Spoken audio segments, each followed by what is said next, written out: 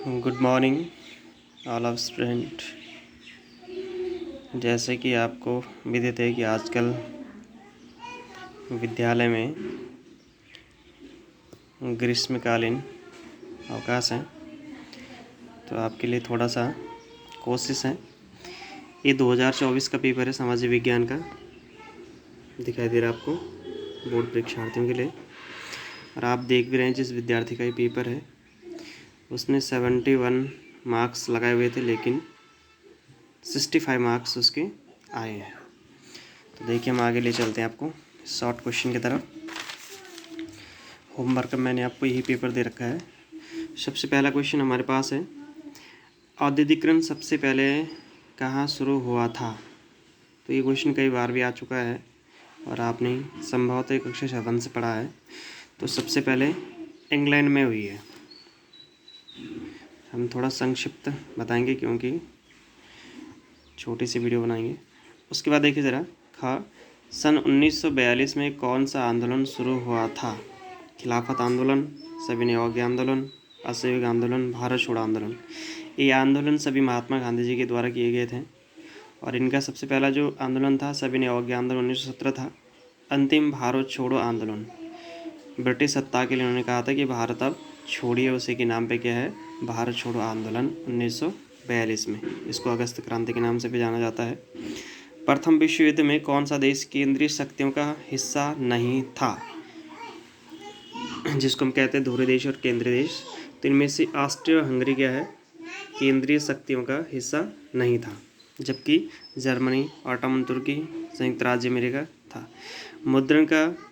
मुद्रण की सबसे पहली तकनीक कहाँ विकसित हुई, तो ये सभी को बताया कहाँ हुई थी, चीन में। सबसे रुपये पहले छापा गया था चीन में।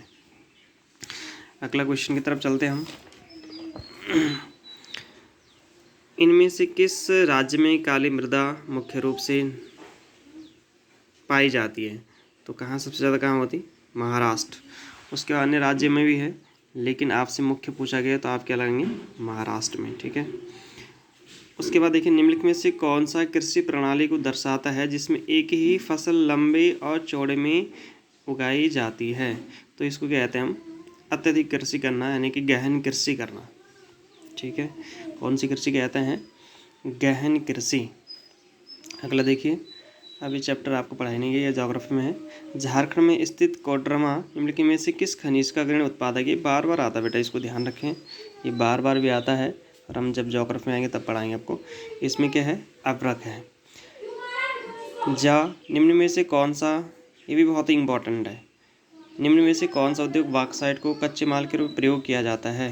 तो ये कौन सा है, सीमेंट। कौन सा है, सीमेंट। अगले पेज में चलेंगे थोड़ा सा। उस सूची का नाम बताइए जिसमें आने वाले विषयों पर संघ और राज्य सरकार दोनों कानून बना सकती है। तो ये चैप्टर आपको पढ़ा चुके हैं। संघ सूची है, 3 प्रकार की सूचियाँ होती हैं, संघ सूची, समवर्ती सूची और राज्य सूची। तो यहाँ संघ सूची पूछा गया है।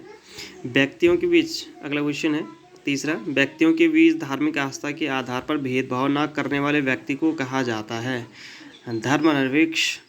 यानी कि भारत में क्या है, भारत में धर्मनिरपेक्ष राज्य हैं, यानी किसी हमारी जो सरकार है किसी विशेष व्यक्ति पे विशेष धर्म नहीं थोपती, बल्कि धर्म मानने की स्वतंत्रता है।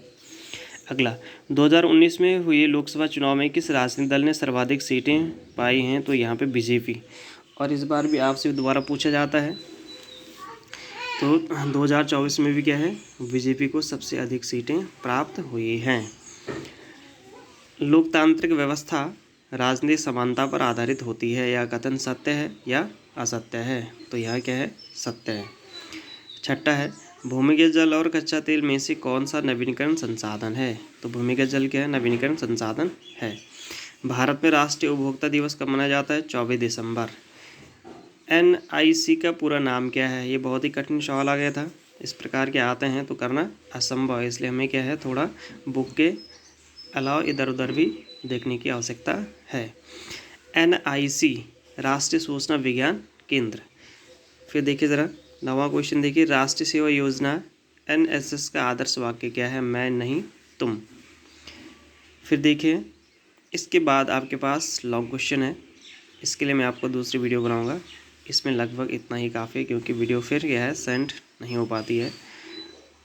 और आपके लिए ये मैंने होमवर्क दे रखा है, तो आप इसको क्या है सही ढंग से करें और लेख अच्छा बनाएं।